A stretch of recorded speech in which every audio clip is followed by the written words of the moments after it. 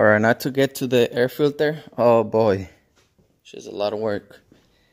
Had to remove all the little bolts, whatever it touches to here, so you can get all this loose. Under here has some bolts in there. Look at those bolts. Look at the covers. The ones in there, here. You can flip this one. This one is 2. Same on the other side. Flip this one, remove this one there. Those 2. There's a cover here. Also, we can get this piece out because the filter is there. Alright, so you guys can have an idea. You have to remove every single bolt is on your way.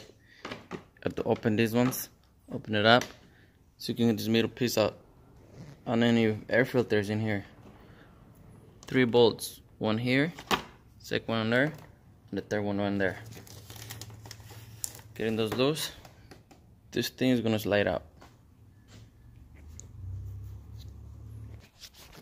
Alright, now all the little bolts for the fairings are T25, and the one for the airbox is T30. T25 for all the little bolts, and T30 for the other ones. So once you remove the 3 T30s, lift this one up, wiggle it, and there's your filter.